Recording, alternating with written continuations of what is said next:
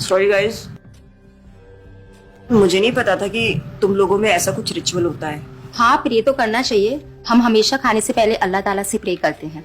Yes, ritual नहीं spiritual. हम ही पहले भगवान को भोग ऑफर करते हैं और उसके बाद प्रे करके खाते हैं। लेकिन तुम्हारा भगवान यहाँ आके कैसे खा सकता है?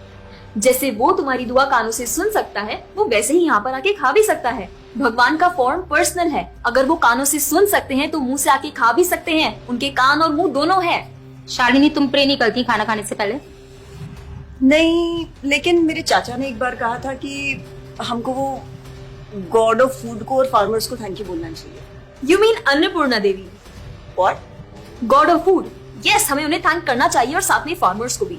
But I believe in watering the roots. देखो, हम हमेशा क्रिएशन को तो अप्रिशिएट करते ही हैं, लेकिन हम क्रिएटर को ना अप्रिशिएट करना भूल जाते हैं। अभी सोचो, पानी ना हो, हवा ना हो, उपजाऊ मिट्टी या धरती माँ ना हो, तो फार्मर क्या कर लेगा? So I believe that we should be thanking the Creator, the Lord, who is providing us with all the basic necessities. Point. अब तुम किस किस को थैंक करेगा? वैसे भी तुम्हारे 33 करोड़ तो देवी देवता है। बताओ, किस किस को थैंक करेगा तुम? और शांति, तुम बताओ, तुम किस गॉड को मानता है? मैं ऐसे किसी गॉड को नहीं मानती, लेकिन I think Shiva is a big God.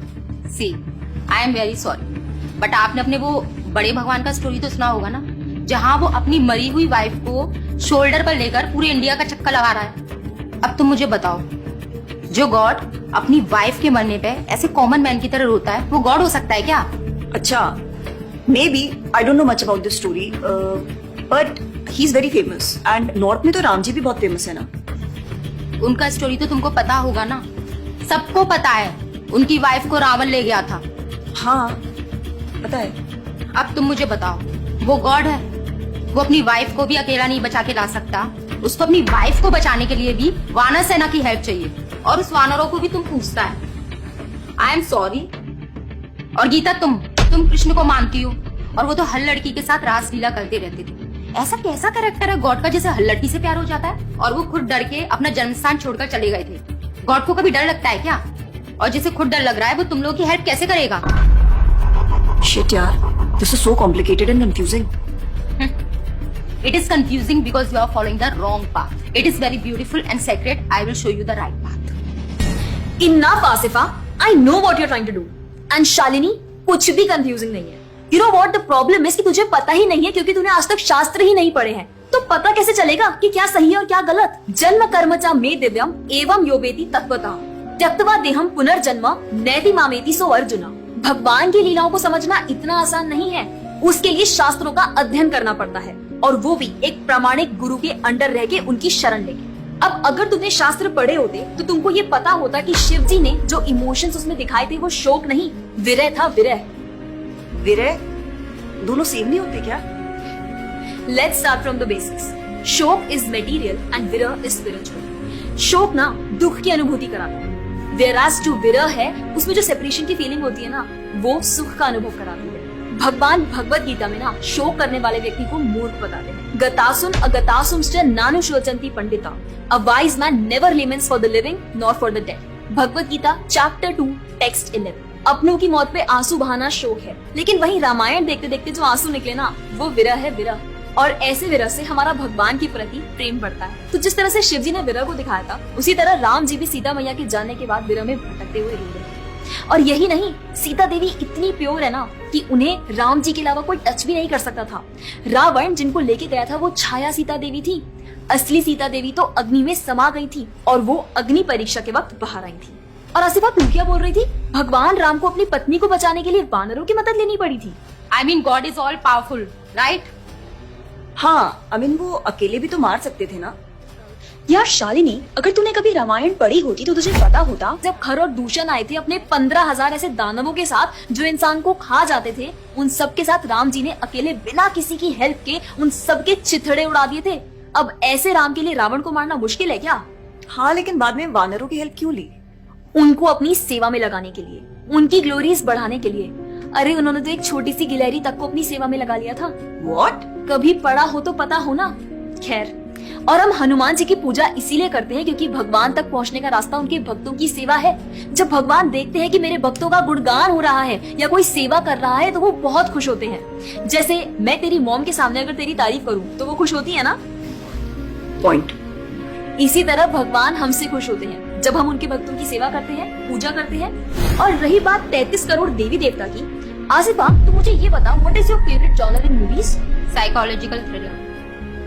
और शालिनी तेरी?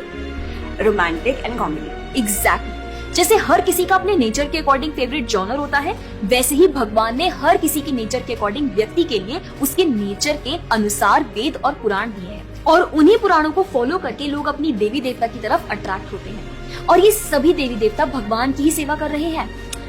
जैसे रोशनी के देवता सूर्यदेव, हवा के देवता वायुदेव, बारिश के देवता इंद्रदेव। जैसे एक सरकार चलाने के लिए इतनी सारी पोजीशंस होती हैं, वैसे ही इस पूरे ब्रह्मांड को चलाने के लिए अलग अलग देवी देवताओं की जरूरत पड़ती है। तो मतलब वो अपनी पोजीशन का मिसयूज करेंगे, किसी भी लड़की के साथ कुछ भी करेंगे, रास लीला करेंगे।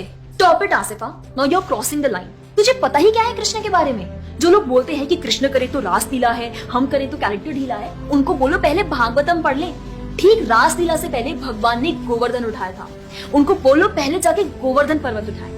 पैदा होते ही पूतना को मारा था, बच्चे से एक मच्छर नहीं मारा जाता। When he was crawling, मुख में ब्रह्मांड दिखा दिया था। तू अपने मुंह में अपना ये हॉस्टल ही दिखा दे आसिफा।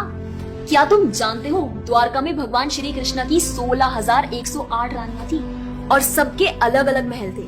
और हर एक महल में श्री कृष्ण सबके साथ होते थे एक ही समय पर। रोज सारी रानियां कृष्ण से खुश थी और उन सब की जरूरतें कृष्णा पूरी करते थे। क्या किसी नॉर्मल से इंसान के लिए ये सब संभव है?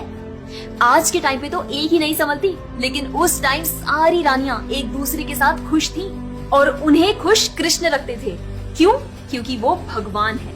और रही बात ब्रज की गोपियों के साथ रास लीला करने की, तो इतना जान लो कि रास लीला के टाइम पर करोड़ों गोपियां थी और कृष्ण पूरे टाइम हर एक गोपी के साथ मौजूद थे और उनके साथ डांस कर रहे थे एक टाइम पे करोड़ों गोपियों के साथ। ये सब बहुत डीप लीलाएं हैं और ये सब तभी पता चलेगी जब साधुओं के संग में रह के शास्त्रों को पढ़ा जाएगा। हवा में तीर चलाने से या सुनी सुनाई बातों पर यकीन करने से कुछ नहीं होने वाला। और रही बात अपने भक्तों को बचाने की, तो भगवान ने तो अपने भक्त परीक्षित महाराज को गर्भ में बचाया।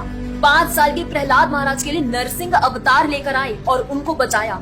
यहाँ तक कि वो अपने गुरुदेव सांदीपनी मुनि के बेटे को मरने के बाद वापस लाए और उनको जिंदा किया। आई एम रियली इम्प्रेस्ड यार।